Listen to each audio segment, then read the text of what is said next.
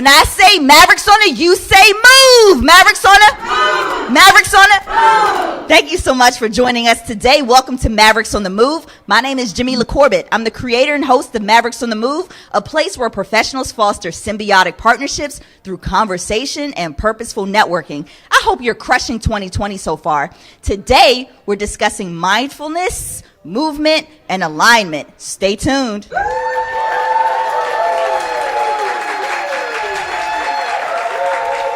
Visit MavericksOnTheMove.com to catch up on the latest episodes, stay up to date, browse pictures from past events, and to grab your signature merch. My first guest is an expert at helping individuals find their authentic selves. Please help me welcome to the stage, MaryBeth Hyland.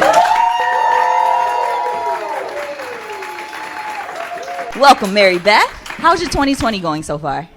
It's been the best year ever, and that's not even a joke. Wow, I love it. So I want to dive into your background a little bit more. How did you develop your company, SparkVision, and what is SparkVision? So SparkVision is all about helping individuals and companies understand what their values are and then learn how to make their behaviors in alignment with those values. So for an individual, that's creating a sense of purpose. So when you know what your values are and you activate them every day, it just ignites that sense of purpose. And then for companies, that's helping them to create an intentional culture.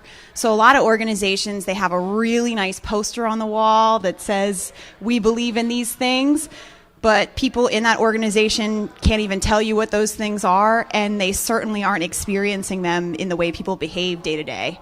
And so those are the two main places where I'm working through SparkVision.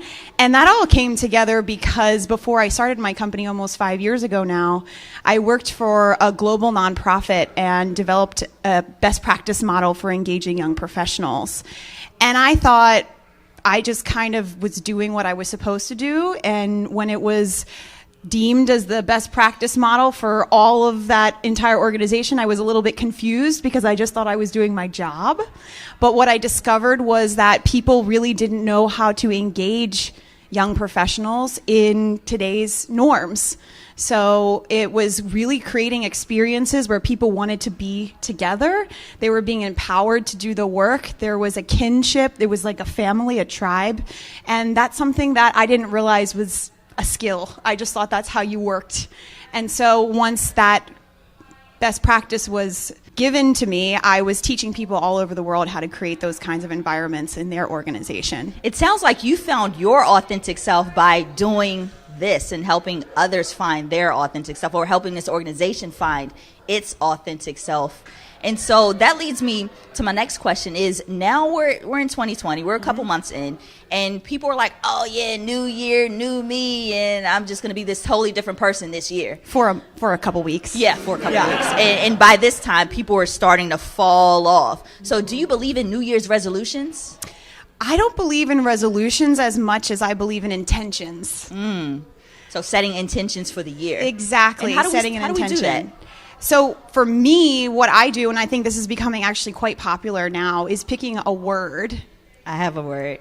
What's your word? I don't want to share. Yes, you do. Yes, you do. You first. You first. My word is intuition. I love it. Okay. So I have two words. I'm going to share one that I want the public to know, but the other one is my private word. But this word, it seems to follow me. It's been following me this whole year. And I held off on actually choosing a word in 2019 before 2020 hit because I wanted to see the flow of the year. And my word is alignment. That's my favorite word. Is it? Yes. Yes. Part of what I do is called alignment coaching. And it's all around aligning your behaviors with your values. Yes, so that's where I am in life right now, and that seems to be the theme of my 2020 so far. So I was like, because I actually did choose a word, which is my other word that I'm going to keep private. I chose that in 2019, but in 2020, really I'm like, curious what that's that private different. word is. Yeah, I'll tell you. I'll tell you offline. Okay. But as 2020 started to just manifest itself, I was like, alignment is what I'm feeling right now. And I think that's the word that I need to go with because it resonates a little bit more deeply with me. What created that alignment? just the shift in my own personal life in every area, career, relationships, all areas, even mentally, physically. I know y'all see the guns. Y'all see the guns. So there's been multiple shifts in my life, and I just feel so in alignment right now, and I feel like my life is on an upward trajectory. And what do you think you have to do to keep that feeling of alignment? Who's interviewing who here? Because that's the key, right? I love it. That's the key is that you can have these moments of deep feelings of intention and purpose and alignment and all those good things. And then there's some stumbling blocks. And many people, if not most people, then kind of say, well, I tried. No. Versus like, no, I can choose again today. Yeah. And I have had already challenges, but I still, even in those challenges, I still feel in alignment. And I think I just have to continue walking and doing what feels good to me. Which is a reflection of your values. Yes. The things that feel good to you are the things that reflect your values. Let's talk about core values. How do we come up with those core values for ourselves? So there's lots of ways that you can do it. For if anyone's looking to specifically go do an inventory or something like that, I actually have a whole workshop that I'm looking forward to having you experience in a couple months, where you take a survey and you create a profile for yourself around your values. So it will actually tell you, here's your core values, here's your aspirational values, the ones you wish that you had, things that don't resonate, and the things that describe you. So there's lots of ways that values actually exist. They're not just, people think, oh, it's just core values. No, there's lots of actually categories of values. But if you're not going to go through an experience like that and you're just thinking on your own, what might be the words that identify the things that make me feel the most alive, I would recommend just sitting quietly in reflection, and similar to what you just described, feeling this great sense of alignment, thinking about what is a time in your life or a moment of time where you felt that greatest sense of alignment? And what are the words that describe that experience? Oh, right? So that's what we do. Yeah. And so do we dig even deeper? So we come up with the words, and how do we dig even deeper to figure out the core of that? Because I could say, like, for instance, I could say I want to make more money, or wealth. There we go. Wealth. How do I dig deeper into that? Because I'm sure it's not really wealth. It's something else, right? It could mean a lot of things. So if you identified that word wealth as something that's one of your values, it's something that's important to you, it gives you a sense of purpose or alignment when it's activated in your life, when you have that experience. There's actually millions of ways you could do this, but one that is also another really meaningful reflection exercise is just thinking about, again, going to a place of quiet, going into a place of reflection with yourself, centering yourself, right? Don't do this when you're like coming off of a bad day, and like you want to do this in a time where you can really take a pause and think about what are the times in life where wealth showed up for better or worse. Ooh. Yeah. Okay. So then you can start to actually write down those stories, or if you wanted to take it a step further, you could start at your childhood and go up into 2020 and map out all the times in your life where wealth played a role in a high or a low. And so then you can start to see, oh, wow, my dad's the one who instilled that in me, or my aunt is the one who instilled that in me, or I really want this because I didn't have that growing up, or I really want this because it was the most important thing I knew to be true growing up, right? So you can start to actually build a relationship with your values in that way by honoring them, by tracking back in your life's story. So it sounds like what we're doing is we're kind of rewriting our lives and rewriting the narratives that we may have held true but may not hold true today. So it sounds like a lot of internal work that we have to do to find our authentic self. Yeah, I think a lot of people would love it if it was, you can go to this one retreat or this one workshop. I know, just instant microwave results. Right, exactly. You guys out there want microwave results? Oh, you're saying no, but they really mean yes. I mean, I would if I could go to something and it would all of a sudden make everything lock it and find all the answers. I sure would do that, but that's just not how we work as humans. No, we're way more complicated than that. So you're always going to be able to find something new and dig deeper depending on where you are in your own evolution. And so it's a beautiful thing to come back to. Because I lead this work constantly, I have a practice myself of going back to revisit my values on a regular basis and to understand not only what are the ties to why they matter to me so much, but then using them as a tool to say, am I being intentional about having that in my life? So, for example, one of my core values is unity with nature. So actually being out with nature. Well, living in the city, it's very easy to not have that as a regular experience.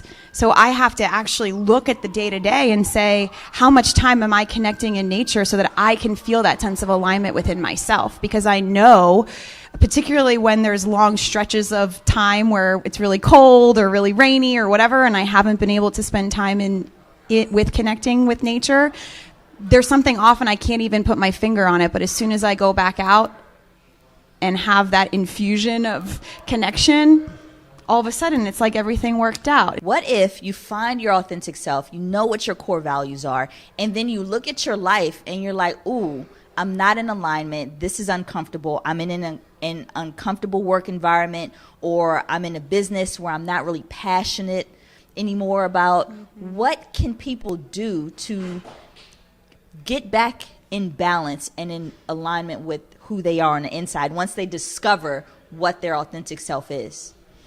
So I think we're always discovering our authentic self. Ooh, okay. So that's the other piece, because right. We're always evolving. So there's always going to be a new layer to us to learn.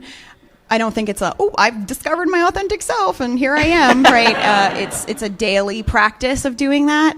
But that's a great question, because I think so many people are suffering, right? Yes. They're actually miserable at Right. work.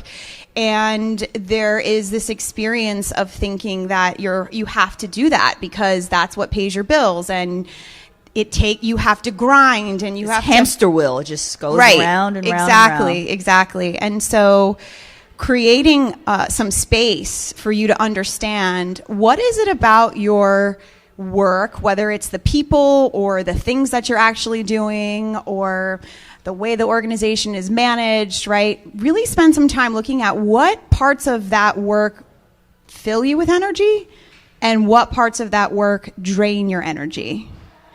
And once you start looking at some of those patterns, it might just be like you have a really toxic boss, right? Ooh.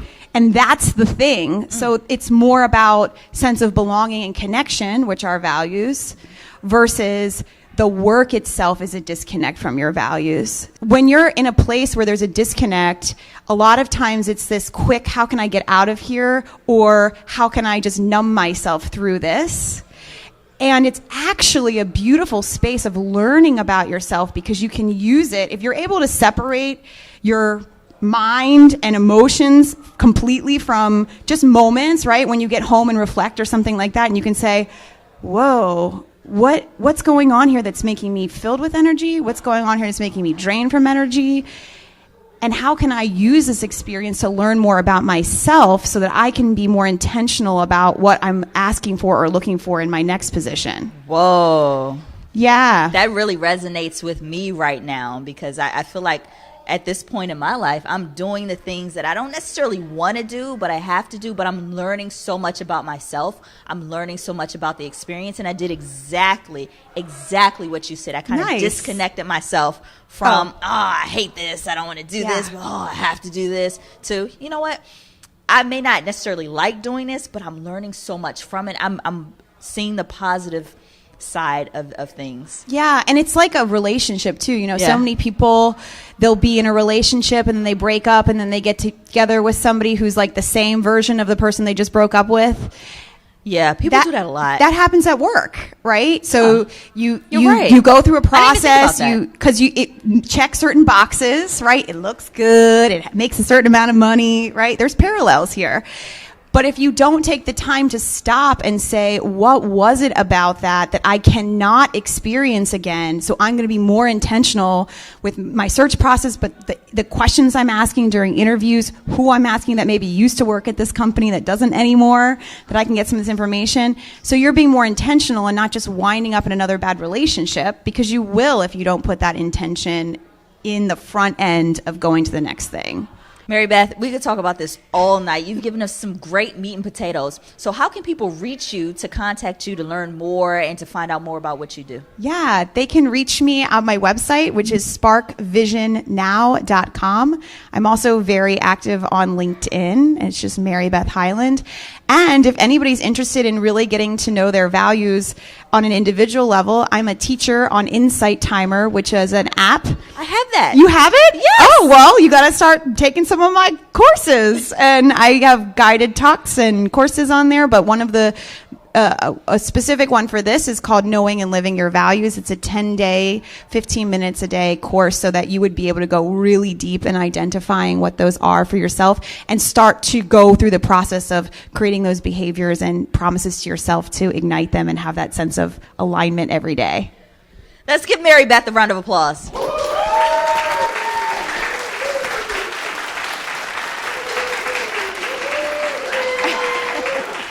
Show the world you're a Maverick on the Move by grabbing your signature merch from our online store. Visit mavericksonthemove.com/shop to securely place your order. Worldwide shipping is available. My next guest is a semantic movement expert who guides people into their body's wisdom. Please help me welcome to the stage, Rada Huddleston.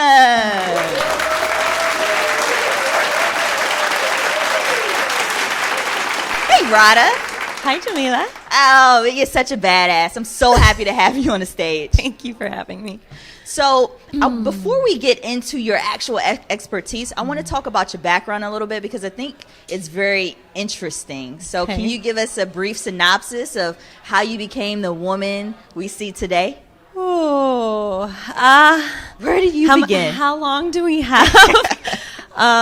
Experienced a lot of trauma in my life. And it was trauma that caused me to be disassociated from my body. And I'm also a writer, so I lost myself in stories and music and the creative arts so that I wouldn't have to be embodied because it was too painful to actually be in my body.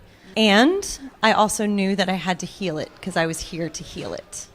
So I have been on this healing journey my entire life, and I started down the spiritual path. Again, I was born into the spiritual path, but then I really consciously went down the spiritual path to understand what happened to me. So I studied all the major world religions. My first dream was to actually be a dancer, but the abuse that I endured cut me off from that dream. And so then I went in deep into the spirit. I went deep dive into knowledge. I started doing yoga. I started doing things actually to keep up with my brother. I did a Tough Mudder thing, and I was doing physical things because to spend time with my brother. But I really didn't want to be doing those kinds of physical things. And then I found yoga, and yoga really aligned. You're talking about alignment. Yoga really aligned me, mind, body, and spirit. And it started allowing me to make sense of what happened. And you were actually able to heal yourself. Yes. So I did almost 2 decades of talk therapy. Wow. And I knew in every fiber of my being, in every cell of my being, that I had to move my body to heal. And I found yoga, and yoga was the thing that actually led me to, I can actually be in this body for a minute, for a second, for a breath.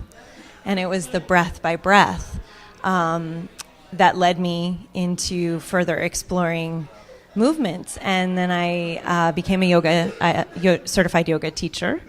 And then I became certified to teach something called Nia.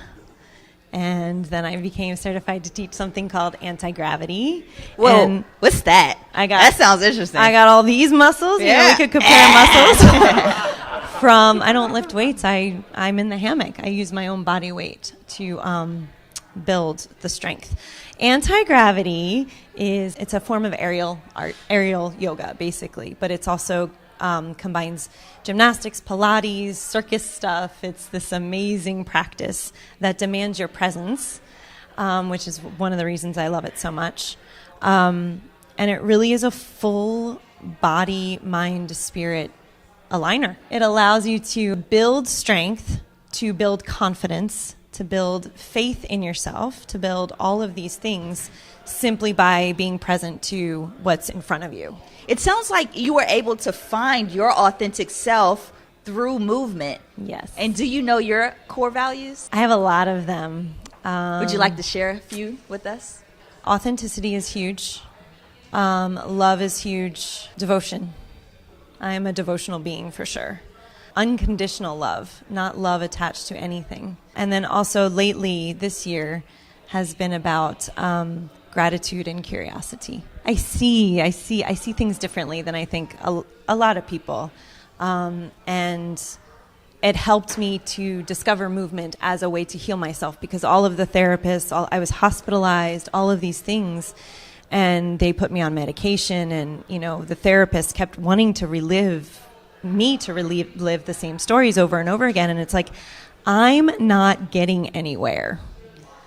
So what can I do that I've never done before? Curiosity. There we go. And life is an experiment. What can I do that I've never done before that is going to lead me to create a life I've never known? Wow, that's interesting. And I want to go back to where you talked about you were doing exercises with your brother, or you were moving with your brother, but it wasn't the type of movement that you would like. So what's the difference between exercise, because doctors say we need exercise, and movement? What's the difference between the two?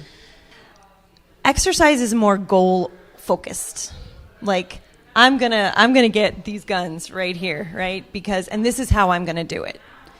And movement is literally, if you can breathe, you can move. It doesn't matter how you move your body, you're going to become fit as long as you move your body. And why not discover a way where an hour later you're like, A, how did I get this sweaty and wet? I just got out of the shower.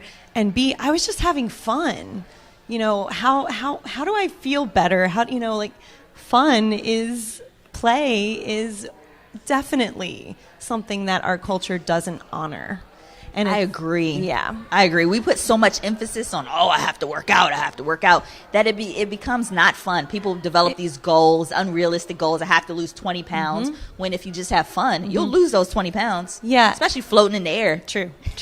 And it becomes an obligation. It becomes something you have to do versus something you want to do. How can we integrate movement into our everyday life? So if you can move, if you can breathe, you can move, right? I would say integration is a huge place where I've been lately too.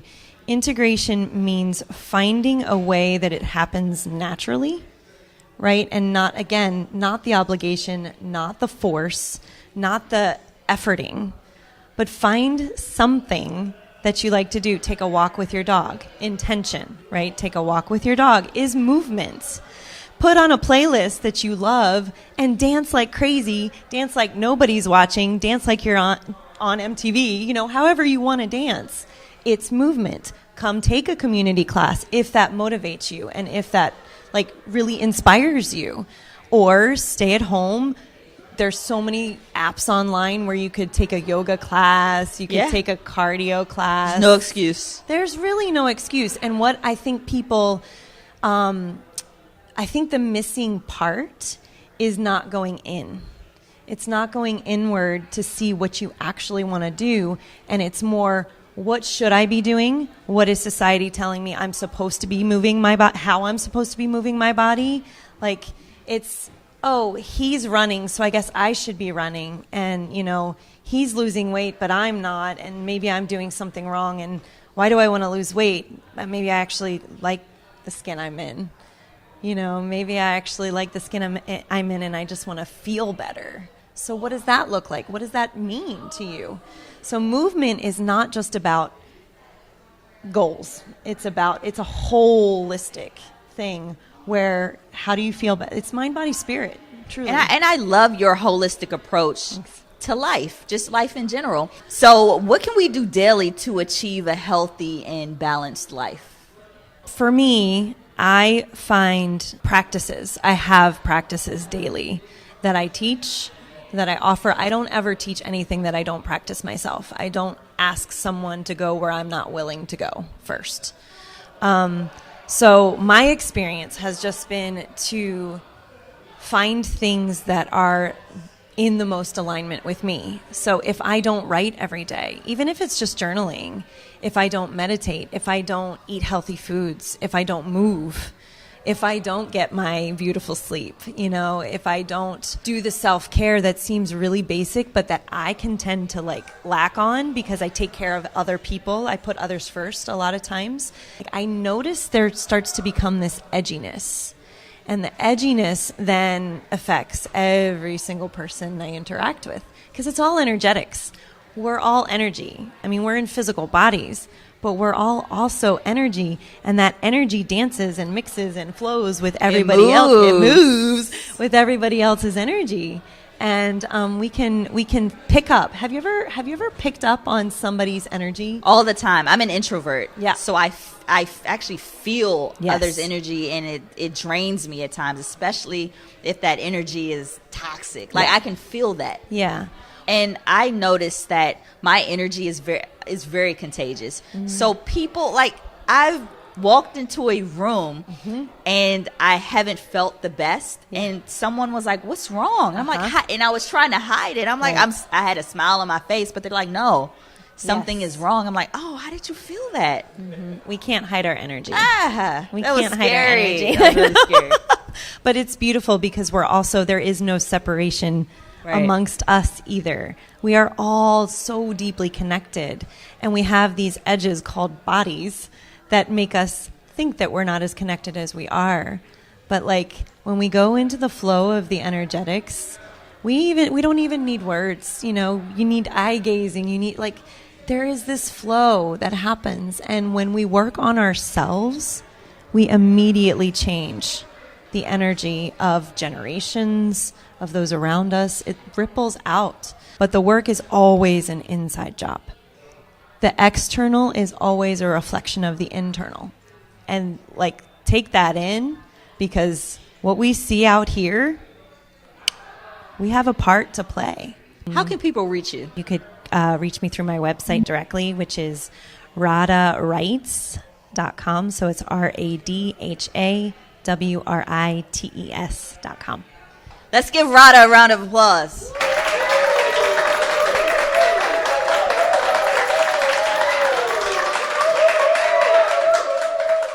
When we return, we'll hear from business owners in the audience. Stay tuned.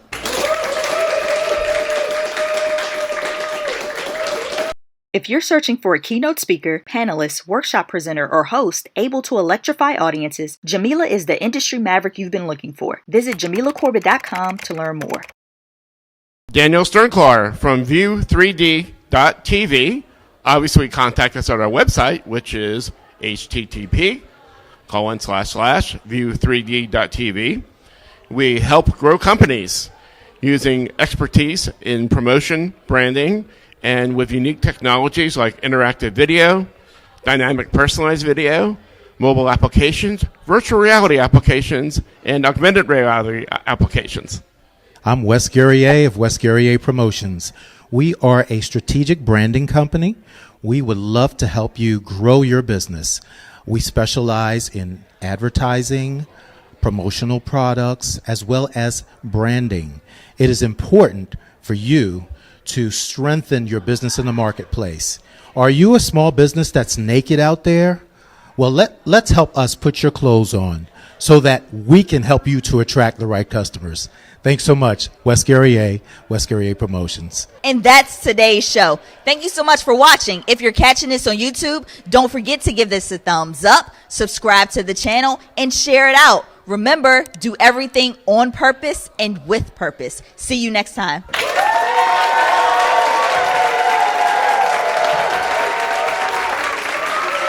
When I say Mavericks on it, you say move. No.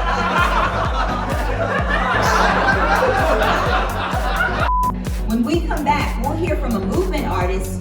Does that say artist? Yes. It does say artist. Please help me welcome to this MMA.